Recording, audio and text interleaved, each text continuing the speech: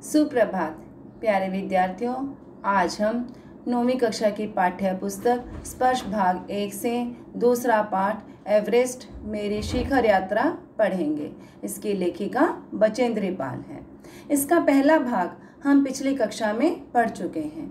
आज हम इसका दूसरा भाग पढ़ेंगे। पिछले भाग में हमने जाना था कि बचेंद्री पाल एवरेस्ट के शिखर पर पहुंचने वाली प्रथम भारतीय महिला हैं। प्रस्तुत पाठ में उन्होंने अपनी एवरेस्ट की चोटी पर पहुंचने का बड़ा ही रोमांचकारी वर्णन किया है। बचेंद्री पाल अपने अभियान दल के साथ 7 मार्च को दिल्ली से काठमांडू के लिए जहाज से चल दी थी। वहां पहुंचकर नमचे बाजार से जब उन्होंने पहली बार एवरेस्ट को निहारा तो उन्हें बहुत ही अच्छा लगा। आइए अब आगे का पाठ पढ़ लेते हैं। एवरेस्ट की तरफ गौर से देखते हुए मैंने एक भारी बर्फ का बड़ा फूल प्लूम देखा जो पर्वत शिखर पर लहराता एक ध्वज सा लग रहा था। मुझे बताया गया कि यह दृश्य शिखर की ऊपरी सतह के आसपास 150 किलोमीटर अथवा इससे भी अधिक की गति से हवा चलने के कारण बनता था, क्योंकि तेज हवा से सूखा बर्फ पर्वत पर उड़ता रहता था। जब उन्होंने पहली बार एवरेस्ट की तरफ गौर से देखा तो उन्होंने क्या देखा? वहां पर उन्होंने एक भारी बर्फ का बड़ा फूल मतलब प्लूम देखा, जो कि उन्हें पर्वत शिखर पर लहराता हुआ एक ध्वज के समान लग रहा था। मुझे बताया गया था कि यह दृश्य शिखर की ऊपरी सतह के आसपास 150 किलोमीटर अथवा इससे भी अधिक की गति से हवा चलने के कारण बनता था। कैसे बनता था? ये फूल क्या होता है, पहले इसके बारे में जान लेते हैं। वास्तव में यह जो फूल बनता है तेज हवा के चलने के कारण हवा का एक चक्करदार वृत्त सा बन जाता है। वृत्त मतलब सर्कल। तो जब हिम शिखर के आसपास 150 किलोमीटर या इससे भी अधिक गति की हवा चलती है, यानी कि बहुत तेज हवाएं चलती हैं, 150 किलोमीटर जो है बहुत तेज हवा चलती है या इससे भी अधिक जब तेज हवा चलती है तो क्या होता है, जो वहाँ बर्फ होती है तो उसमें जो सूखी बर्फ होती है वो क्या होती है, सूखी बर्फ हवा में ऊपर उठने लगती है और वही बर्फ जो है हवा में एकत्र हो जाती है और वह एकत्र होकर एक बहुत बड़े फूल का रूप धारण कर लेती है। इसे ही क्या कहा गया है? यहाँ पर बर्फ का बड़ा फूल कहा गया है, क्योंकि जब बहुत तेज हवाएं चलती हैं तो यह जो है हवा में जो है एक चक्करदार वृत्त जो है पैदा कर लेते हैं। बर्फ का यह ध्वज 10 किलोमीटर या इससे भी लंबा हो सकता है। जो बर्फ का यह ध्वज बनता है यह 10 किलोमीटर या फिर इससे भी लंबा हो सकता है। शब्दों के अर्थ जान लेते हैं। गौर मतलब ध्यान। पर्वत शिखर पहाड़ की चोटी। पर्वत मतलब पहाड़, शिखर मतलब चोटी, पहाड़ की चोटी। ध्वज मतलब झंडा। बर्फ का यह ध्वज 10 किलोमीटर या इससे भी लंबा हो सकता था। शिखर पर जाने वाले प्रत्येक व्यक्ति को दक्षिण पूर्वी पहाड़ी पर इन तूफानों को झेलना पड़ता था, विशेषकर खराब मौसम में। मुझे यह डराने के लिए काफ़ी था। फिर भी मैं एवरेस्ट के प्रति विचित्र रूप से आकर्षित थी और इसकी कठिनतम चुनौतियों का सामना करना चाहती थी। बर्फ का जो यह ध्वज पैदा हुआ था यह 10 किलोमीटर या इससे भी लंबा हो सकता था। कोई छोटा नहीं होता था, ये बहुत लंबा होता था। तो शिखर पर जाने वाले हर व्यक्ति को, जो भी जो है इसके शिखर पर जाता था, तो उस व्यक्ति को दक्षिण पूर्वी पहाड़ी पर, कौन सी पहाड़ी पर? दक्षिण पूर्वी पहाड़ी पर इन तूफानों को, इन तेज हवाओं को जो है झेलना ही पड़ता था, इन कष्टों को सहन करना ही पड़ता था। विशेषकर खराब मौसम में, जब मौसम खराब हो जाता था तो उस मौसम में इसे ज़्यादा झेलना पड़ता था। यह मुझे डराने के लिए काफ़ी था। क्या वो डरी? लेकिन लेखिका नहीं डरी। क्यों? क्योंकि एवरेस्ट के प्रति विचित्र रूप से आकर्षित थी। लेखिका जो थी एवरेस्ट के प्रति जो है एक विचित्र रूप से आकर्षित थी, मुग्ध थी, और वह इसके लिए कठिन से कठिन चुनौती का भी सामना करना चाहती थी। चाहे कुछ भी हो जाए, वह एवरेस्ट के प्रति जो है एक विचित्र रूप से जो है आकर्षित थी, और इसके लिए वह इसके रास्ते में आने वाले हर संकट का सामना करने के लिए तैयार थी। शब्दों के अर्थ जान लेते हैं। विचित्र, अनोखा, आकर्षित, मुग्ध होना, कठिनतम, सबसे कठिन, सामना करना, मुकाबला करना।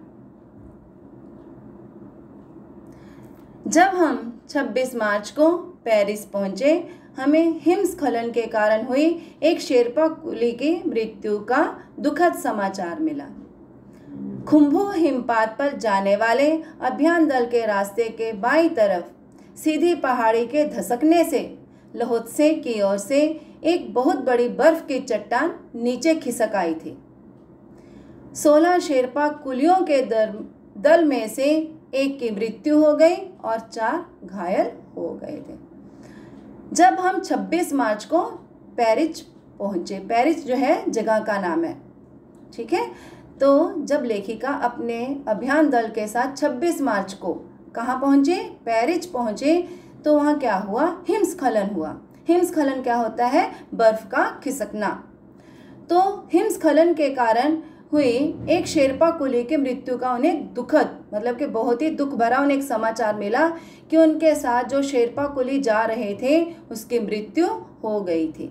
शेर्पा कुली क्या होते हैं? ये नेपाली लोग होते हैं जो कि पर्वतारोहियों के रूप में अपनी कौशलता के लिए प्रसिद्ध होते हैं, और ये बड़ी आसानी से जो है पहाड़ों पर जो है चढ़ जाते हैं। तो जब लेखिका को एक शेर्पा कुली की मृत्यु का दुख भरा समाचार मिला तो वह बहुत दुखी हुई। खुम्बू हिमपात पर, ये क्या है? एक जगह का नाम है जहाँ पर बहुत बर्फ गिरती है। हिमपात मतलब कि बर्फ का गिरना, तो उस जगह का नाम क्या दिया गया है? खुम्बू हिमपात पर जाने वाले अभियान दल के रास्ते के अभियान मतलब कि चढ़ाई का जो उनका दल था, उनके रास्ते के बाईं तरफ सीधी पहाड़ी के धसकने से, धसकना क्या होता है? दब जाना। तो सीधी पहाड़ी के धसकने से लहोत्से भी एक जगह का नाम है, लहोत्से की ओर से एक बहुत बड़ी बर्फ की चट्टान जो है नीचे खिसक आई थी। तो फिर क्या हुआ? उसी कारण 16 शेर्पा कुलियों के दल में से एक कुली की मृत्यु हो गई और 4 जो थे घायल हो गए। शब्दों के अर्थ जान लेते हैं। शेर्पा नेपाली लोग जो पर्वतारोहियों के रूप में अपने कौशल के लिए प्रसिद्ध होते हैं। कौशल मतलब कुशलता, और ये बड़ी आसानी से पर्वतों पर चढ़ जाते हैं। हिमस्खलन, बर्फ का गिरना। हिमस्खलन, बर्फ का गिरना। दुखद, दुख देने वाला। दुखद, दुख देने वाला। धसकना, नीचे धसकना मतलब कि नीचे दब जाना या फिर बैठ जाना। आगे बढ़ते हैं। इस समाचार के कारण अभियान दल के सदस्यों के चेहरों पर छाए अवसाद को देखकर हमारे नेता कर्नल खुल्लर ने स्पष्ट किया कि एवरेस्ट जैसे महान अभियान में खतरों को और कभी कभी तो मृत्यु भी आदमी को सहज भाव से स्वीकार करने चाहिए। इस समाचार के कारण, किस समाचार के कारण? जो शेर्पा कुली की मृत्यु हो गई थी। तो इस दुखद समाचार के कारण अभियान दल के सदस्यों के चेहरों पर छाए अवसाद को देखकर, अभियान दल जो उनके चढ़ाई में जो सदस्य उनके साथ जा रहे थे, तो उस शेर्पा कुली की मौत की खबर सुनकर सबके चेहरे जो थे क्या हो गए थे? उन पर अवसाद सा छा गया था, मतलब कि निराशा छा गई थी। वे दुखी हो गए थे, उदास हो गए थे। तो जब उनके नेता का नाम बताया गया है कर्नल खुल्लर, तो उन्होंने साफ शब्दों में बता दिया, स्पष्ट कर दिया उनको कि ऐसे एवरेस्ट महान में मतलब महान अभियान में जो उन्होंने अभियान शुरू किया, जो एक चढ़ाई शुरू की है, कोई ऐसी छोटी मोटी चढ़ाई नहीं है, ये महान अभियान, मतलब कि उन्हें बहुत जो है ज़्यादा उन्हें जो है चढ़ाई चढ़नी है। तो ऐसे अभियान में, ऐसे महान अभियान में खतरों को जो, और कभी कभी तो मृत्यु भी आदमी को सहज भाव से स्वीकार करनी चाहिए कि खतरे तो आते ही रहेंगे। तो इन खतरों को, और कभी कभी जो मृत्यु किसी की हो जाती है तो उस मृत्यु को भी आदमी को सहज भाव से, सहज भाव अलग है, स्वाभाविक भाव से उसे क्या कर लेना चाहिए, स्वीकार कर लेना चाहिए। मतलब कि उन्हें खतरों को झेल कर ही वो जो है आगे बढ़ सकते हैं।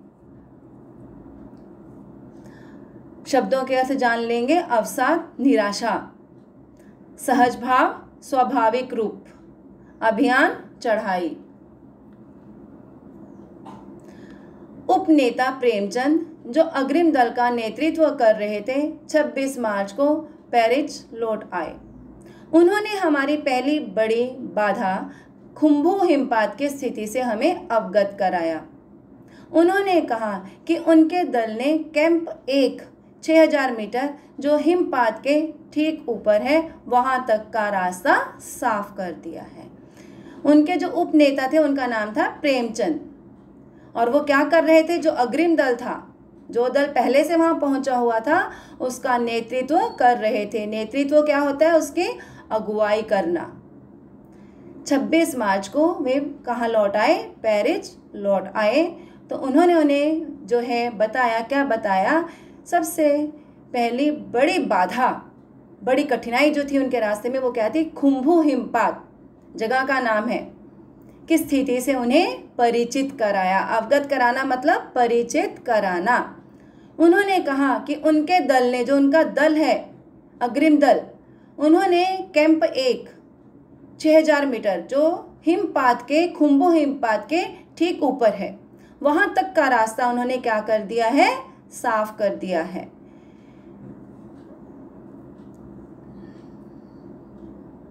उन्होंने यह भी बताया कि पुल बनाकर, रस्सियां बांधकर तथा झंडियों से रास्ता चिन्हित कर सभी बड़ी कठिनाइयों का जायजा ले लिया गया है।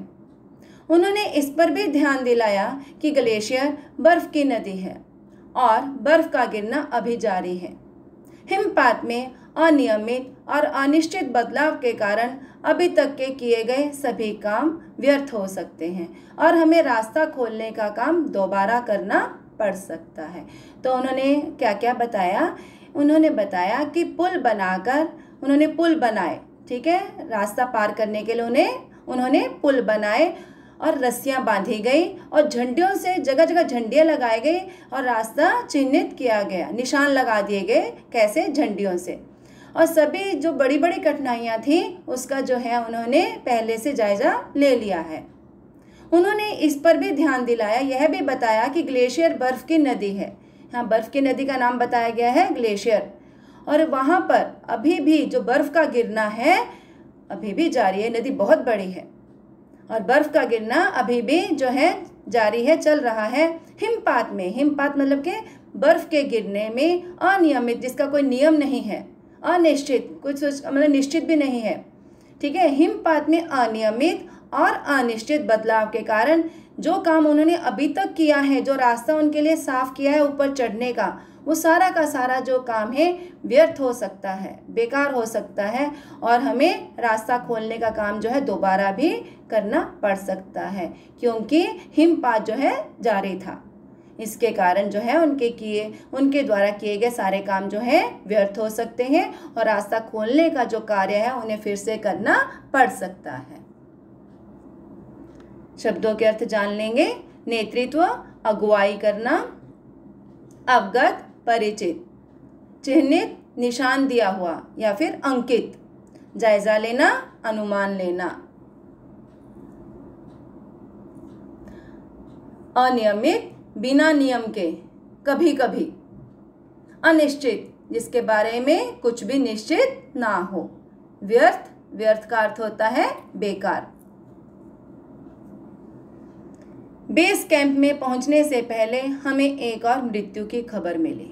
जलवायु अनुकूल ना होने के कारण एक रसोई सहायक की मृत्यु हो गई थी। निश्चित रूप से हम आशाजनक स्थिति में नहीं चल रहे थे। बेस कैंप अभी पहुंचे भी नहीं थे वे लोग, तो क्या हुआ, उन्हें एक और मृत्यु का समाचार मिला। खबर मिलना, समाचार मिलना। क्यों हुई थी मृत्यु उसके? जलवायु अनुकूल ना होने के कारण। जलवायु जो थी अनुकूल नहीं थी, इसके कारण एक रसोई सहायक, यानी कि जो रसोई के कार्य में जो उनकी सहायता करता था, उसकी मृत्यु हो गई थी। निश्चित रूप से हम आशाजनक स्थिति में नहीं चल रहे थे, क्योंकि अभी वो बेस कैंप में भी नहीं पहुंचे थे और 2 लोगों की मृत्यु हो गई थी। इसके लिए उन्होंने क्या कहा है, निश्चित रूप से हम आशाजनक स्थिति में नहीं चल रहे थे। एवरेस्ट शिखर को मैंने पहले 2 बार देखा था, लेकिन एक दूरी से। बेस कैंप पहुंचने पर दूसरे दिन मैंने एवरेस्ट पर्वत तथा इसकी अन्य श्रेणियों को देखा। मैं भौचक्की होकर रह गई और एवरेस्ट, लहोत्से और नुत्से की ऊंचाइयों से घिरी बर्फीली टेढ़ी मेढ़ी नदी को निहारती रही। लेखिका ने एवरेस्ट शिखर को पहले भी देखा था, लेकिन बहुत दूरी से देखा था। बेस कैंप पहुंचने पर, अभी वो कहाँ पहुंच गए थे?